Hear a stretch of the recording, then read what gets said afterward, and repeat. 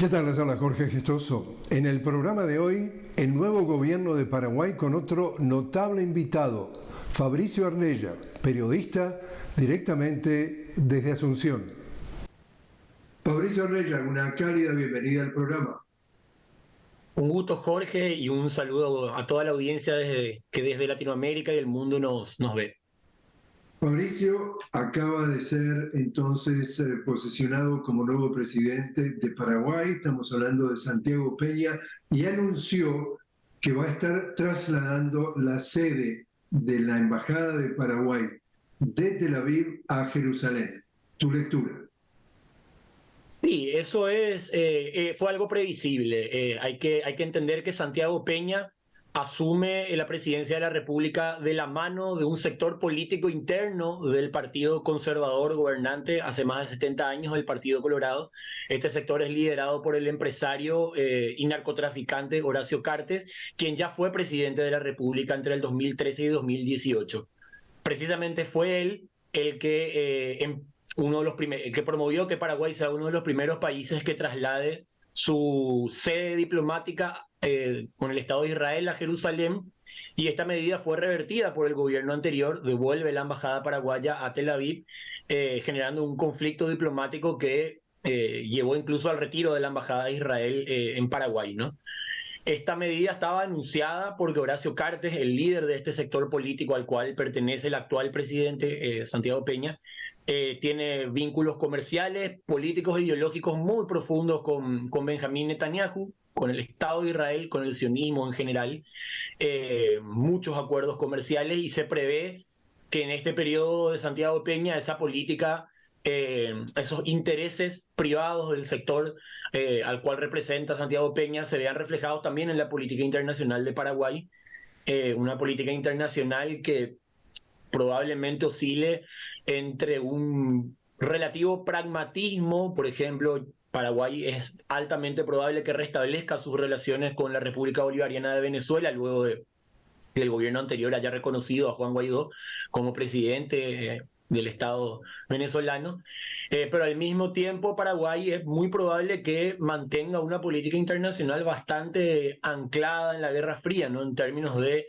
reconocer a Taiwán, no tener relaciones con China, priorizar sus vínculos con Estados Unidos, tener relaciones político-económicas hostiles con Rusia, lo de Israel.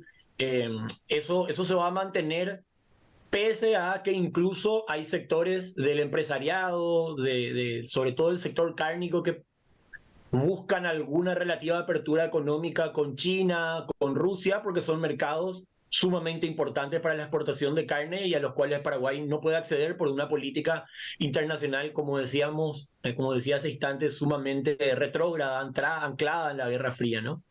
Ese es un Bueno, poco el panorama. parece ser que Santiago Peña está, entre comillas, coqueteando con China y podría de alguna forma, si se diera el caso, tener que dejar su reconocimiento de Taiwán. ¿En ese sentido ha estado hablando del tema o ha sido muy ambiguo? En principio no. En principio la línea oficial del Partido Colorado, y probablemente esa sea la línea de Santiago Peña en este periodo, es de congelar las relaciones con Taiwán, o sea, mantenerlas, sostenerlas, avanzar en ellas y evitar, digamos, un mayor relacionamiento con China, ¿no? Eso es en principio lo que se prevé, a menos que, como decía hace un tiempo, ¿no? La presión del empresariado, sobre todo del empresariado ganadero, sojero, que no es poca, que no es marginal además, permita una relativa apertura con China, ¿no? Habrá que ver, pero en principio no está previsto ningún tipo de cambio en esa política. Aparentemente, pro integración, pro Mercosur, pro, de alguna forma, avance en esa relación entre el Mercosur y la Unión Europea. Con algunos reparos, ¿no? Santiago Peña reivindica, se opone a algunos elementos del acuerdo de Mercosur-Unión Europea porque en su concepción limitan la capacidad de Paraguay de tener acuerdos bilaterales y comerciar libremente con otros bloques, con otros países, ¿no? Eso categóricamente no es así, ¿no? Pero además está un poco anclada esa concepción a un rechazo a las exigencias que reclama el bloque de Unión Europea en relación a la agenda de crisis climática, sobre todo, ¿no? Paraguay tiene un modelo absolutamente extractivista, las emisiones de carbono son altísimas, el gobierno que sale ha ocultado y ha minimizado las cifras del propio Estado paraguayo en relación a las altísimas emisiones de carbono que genera la ganadería extensiva, por sobre todo, ¿no? Eh, entonces, esa es un poco, hay algunos reparos en Paraguay en torno a estos dos temas para la firma del acuerdo con la Unión Europea, Mercosur y Unión Europea, ¿no?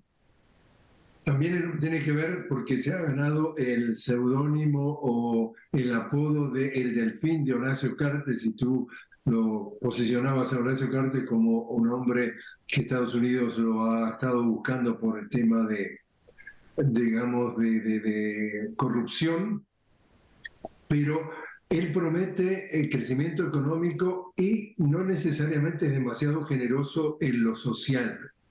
Cuéntanos. Sí, la agenda económica del gobierno de Santiago Peña no será muy distinta a la agenda económica del gobierno que sale, pero tendrá algunos acentos en lo que tiene que ver ajustes fiscales, que le llaman, ¿no? Que es básicamente el recorte presupuestario a los programas sociales que permiten algún oxígeno a los sectores de la población paraguaya más golpeados por la crisis, una crisis que ya tiene varios años en Paraguay, un estancamiento del crecimiento, una ralentización del crecimiento, por periodos varía eso un poco, ¿no? Pero además el gobierno de Santiago Peña evita hablar de algo que es ineludible. El Estado paraguayo está en default categóricamente, el nivel de endeudamiento es altísimo, sobrepasa el 35% del Producto Interno Bruto. Este mes Paraguay tiene el vencimiento de bonos internacionales por más de 800 millones de dólares y no tiene cómo pagarlos. O sea, la única manera que podría eventualmente Paraguay solventar esos bonos, solventar esa deuda que tiene un vencimiento ya ahora inmediato, es adquiriendo nuevas deudas a tasas de interés cada vez más altas por el grado de endeudamiento que tiene nuestro país, ¿no? Entonces hay una situación de quiebra absoluto y la salida que plantea Santiago Peña no es posible. O sea, anunció ya el actual ministro de Hacienda, un ex ministro, un ex directivo del banco de Horacio Cartes, del Banco Basa. Hay todo un sistema de puertas giratorias entre el empresariado cartista y el gobierno a partir de este nuevo periodo de gobierno de ese sector, ¿no? Carlos Fernández Valdovinos, el nuevo ministro de Hacienda, anunció que no va a modificarse la matriz tributaria en los próximos 5 años, lo que significa que el peso del sostenimiento del Estado paraguayo y de la deuda y de las políticas sociales y de las obras públicas recaerá nuevamente de manera prioritaria en las mayorías trabajadoras, dejando a los sectores que más ganan con bajísimos niveles de presión impositiva. No modificar la matriz tributaria, achicar el Estado, como plantean de alguna manera, con fusión de ministerios, fusión de ministerios de corte social, fusión de ministerios de carácter económico, tributario también, de instancias, de direcciones. No alcanza categóricamente para solventar ese estado de quiebra que tiene el Estado paraguayo, de default técnico, ¿no? Entonces, probablemente se verán obligados a adquirir nuevas deudas de carácter cada vez más arbitrario, abusivo, con impuestos cada vez más altos, ¿no? ¿Cómo le explicas a una audiencia que nos está viendo fuera de Paraguay de que todo esto sucede y viene sucediendo? Y como tú decías al principio, estamos hablando de 7 décadas del Partido Colorado, prácticamente. ¿Cómo definís su hegemonía? ¿Por qué no hay en las elecciones alguien que realmente lo desafíe cabeza a cabeza? Y hay un par de explicaciones muy rápidas, ¿no? A eso. La primera tiene que ver claramente con los 35 años de hegemonía que se consolidan del Partido Colorado, de las Fuerzas Armadas, en el periodo de la dictadura militar fascista de Alfredo Stroessner, entre 1954 y 1989, la más larga de América Latina, ¿no? Esa dictadura no cae finalmente producto de un ascenso del movimiento democrático, de un plebiscito, como en otros países de la región, sino de un autogolpe de la cúpula militar ligada al Partido Colorado, absolutamente ligada al Partido Colorado, que inicia un proceso de transición sin justicia, sin memoria, sin reparación, sin modificación de las principales matrices económicas, políticas e ideológicas de la dictadura, ¿no? Entonces, inicia una apertura democrática, la legalización de partidos políticos, una efervescencia social, sindicatos, la oposición gana la ciudad de Asunción, la alcaldía, la intendencia de la ciudad de Asunción en esas primeras elecciones, hay una constituyente, hay una serie de medidas de apertura política en términos más formales, pero la matriz se sostiene, ideológica, el aparato represivo, las Fuerzas Armadas, la matriz económica se sostiene, ¿no? Entonces el Partido Colorado sigue controlando el aparato del Estado y a través de un sistema de política clientelar y prebendaria manteniendo una base social sumamente importante, por un lado. Por otro lado, la existencia de un sistema electoral que privilegia absolutamente a las dos principales fuerzas políticas, al Partido Colorado y al Partido Liberal, también con el conservador de corte centro-liberal a veces, ¿no? El opositor Partido Liberal, en detrimento de otras fuerzas sociales y políticas que tienen una presencia, sobre todo en el movimiento sindical, en el movimiento campesino, en el movimiento indígena, en el movimiento estudiantil. No hay una correlación entre la representación social y política dentro del Estado paraguayo por un sistema electoral también sumamente excluyente y que en las últimas elecciones ha mostrado todavía más la importancia, la preponderancia de ese sistema electoral en la representación política, ¿no? El Partido Colorado es minoritario en nuestro país, nunca ha logrado tener un porcentaje de votos que represente siquiera a la mitad de los votantes habilitados para cada elección. Sin embargo, tiene hoy una mayoría en los tres poderes del Estado, en ambas cámaras del Congreso, la Cámara de Senadores, la Cámara de Diputados, en el Poder Ejecutivo, por supuesto, y a través de las instancias judiciales también una hegemonía tanto en la Corte Suprema de Justicia como en otras instancias de carácter jurisdiccional. Mauricio, te invito a hacer una pequeña pausa. Estamos hablando con Fabricio Arnella, directamente desde Asunción. Fabricio, periodista, sobre la llegada al poder entonces del presidente Santiago Peña. Ya regresamos.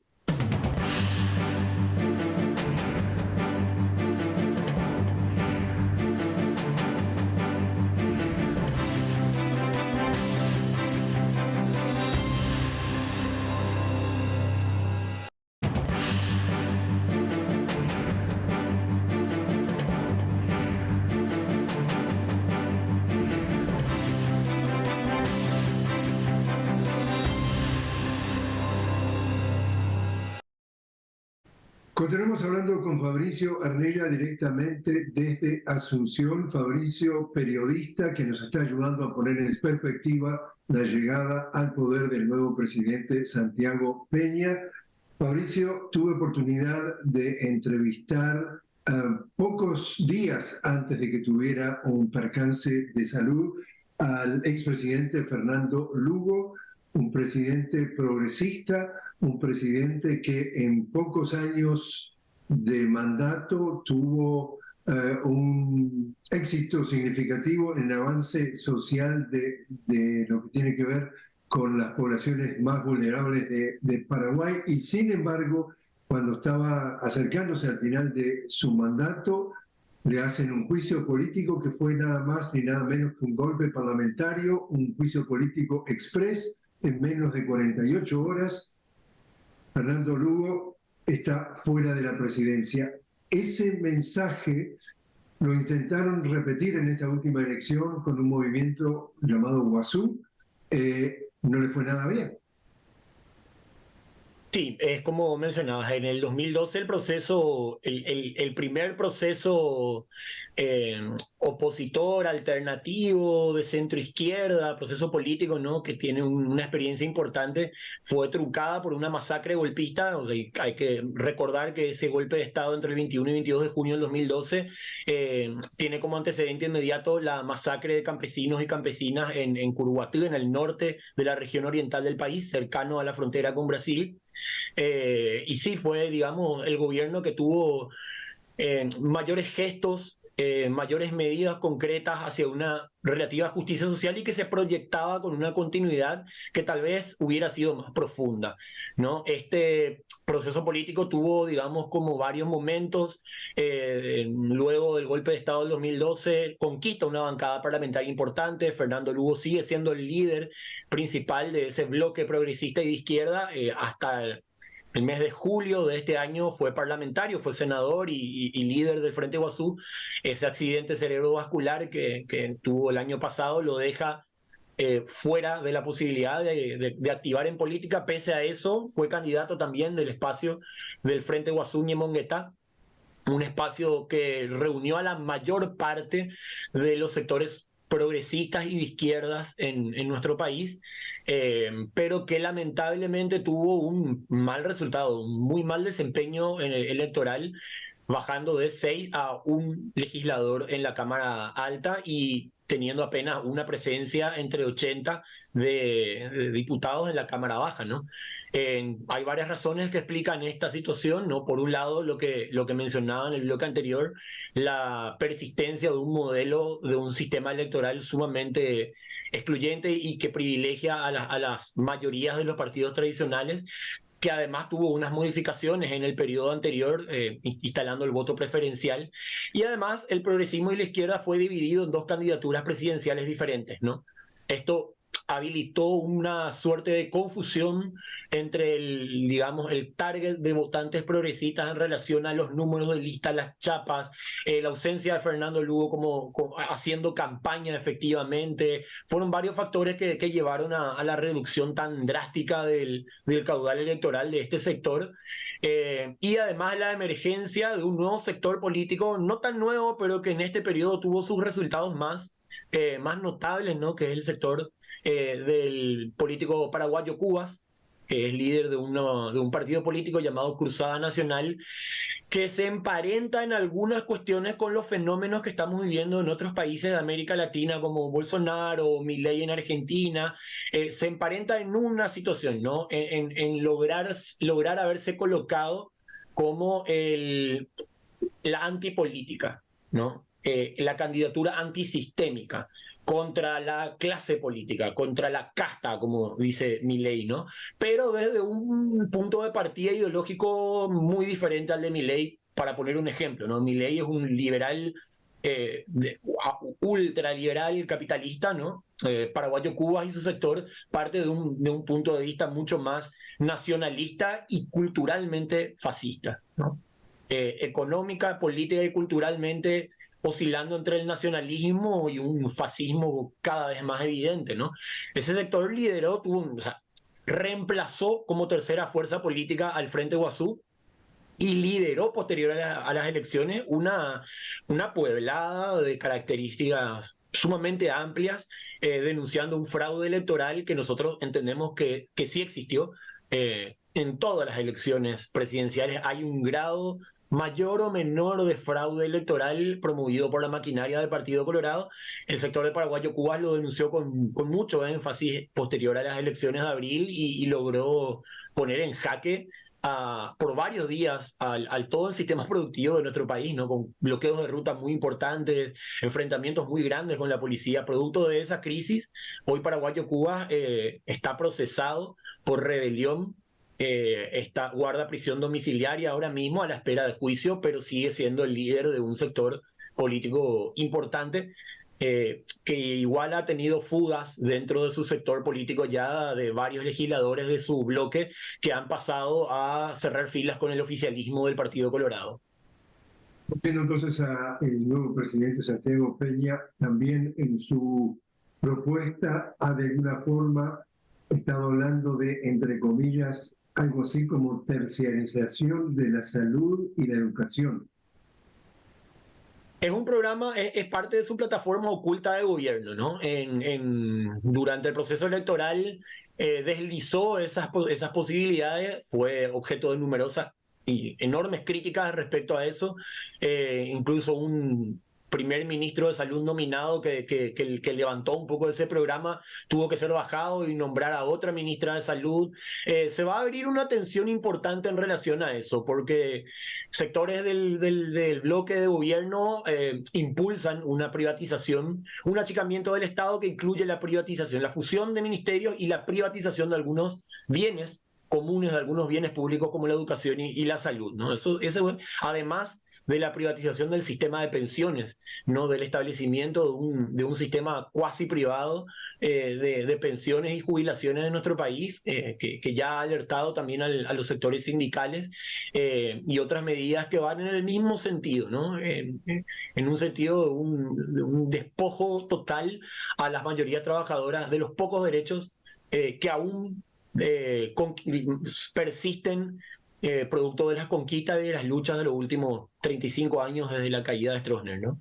Bueno, precisamente ese mismo formato, digamos así, lo estamos viendo en Chile, es decir, las pensiones privadas, que tiene que ver con la salud privada. Está luchando en Colombia el presidente Gustavo Petro proponiendo reformas también en la salud, en las pensiones, en lo que tiene que ver en la reforma laboral, que ya si no se la rechazaron, por lo menos la pusieron en el congelador para tratarla en una sesión del Parlamento más adelante. Es decir, que en América Latina se trata de imponer, el capital trata de imponer este mecanismo de privatizar lo máximo que se pueda, y entonces Santiago Peña sería más de lo mismo.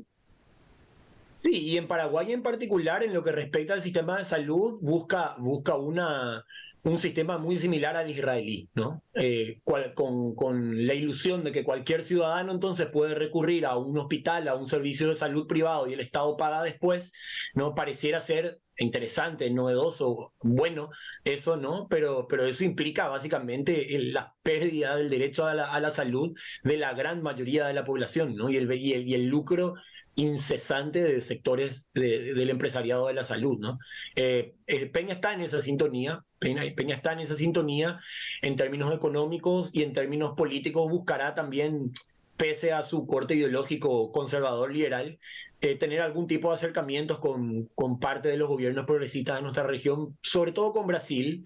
Lula estuvo en la asunción de Peña, fue a visitar a Fernando Lugo también la noche previa a la asunción de Santiago Peña, y Peña tratará de tener las mejores relaciones posibles con Brasil, sobre todo atendiendo a que este año tiene que cerrarse las negociaciones, la renegociación del anexo C del tratado de la empresa hidroeléctrica binacional Itaipú, una hidroeléctrica la más grande del continente, la más potente del continente, estratégica para la industria paulista y estratégica para el Paraguay, ni hablar. O sea, la gran parte de la electricidad que consume nuestro país para el uso domiciliario y para la industria proviene de esta hidroeléctrica, y este año se cumplen 50 años de la firma del tratado, y el gobierno anterior no ha abierto seriamente unas negociaciones con Brasil, esperando a que este gobierno lo haga, y ese es un desafío enorme que tiene este gobierno por delante, ¿no? Fernando Lugo habla que uno de los grandes acontecimientos, en los grandes logros que tuvo durante su gobierno, fue que renegoció de alguna forma parte de ese acuerdo con la empresa Itaipú y logró que se triplicara el dinero que Brasil le pagaba a Paraguay justamente por el proveerle cierto porcentaje de la energía eléctrica. Así mismo es.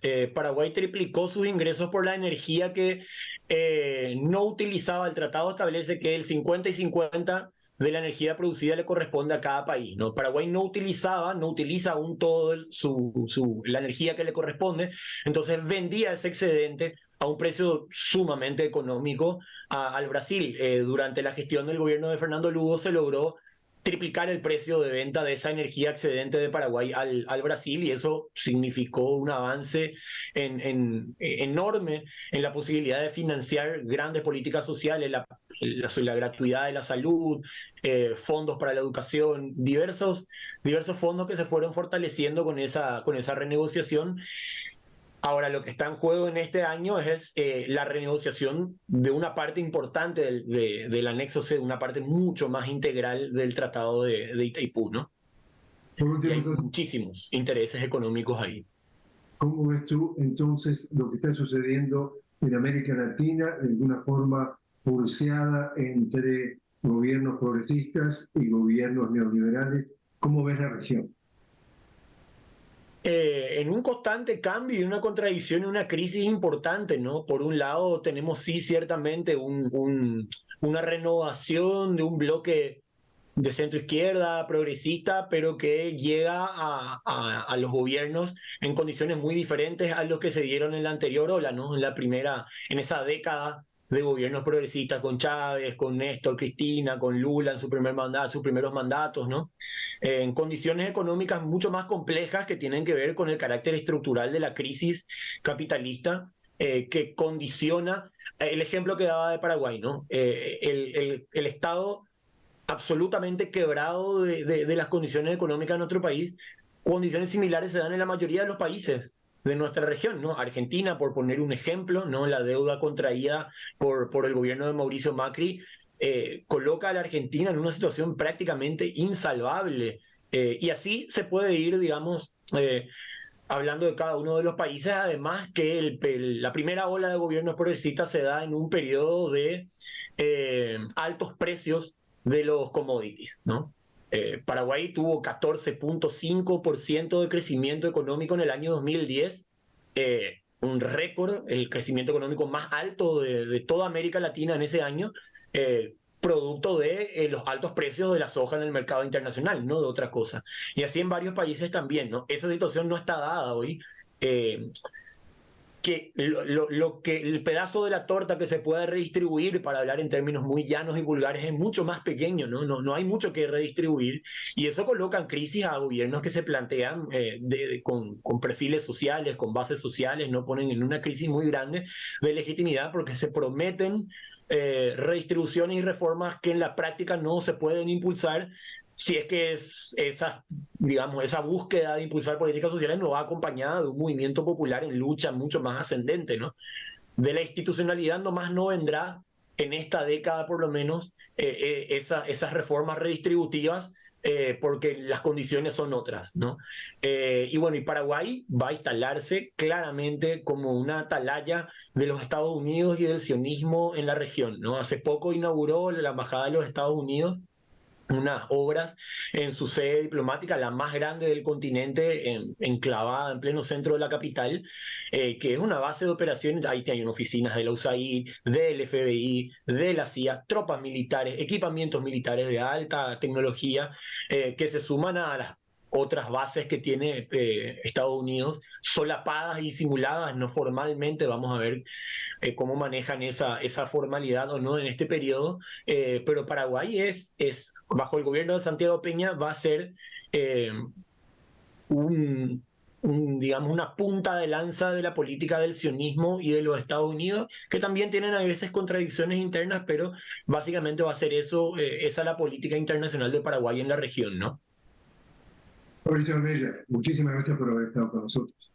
No, al contrario, muchísimas gracias a vos, Jorge, y un saludo de vuelta a todos los trabajadores y trabajadoras de Telesur que permiten que lleguemos a tantas personas, a tantas pantallas.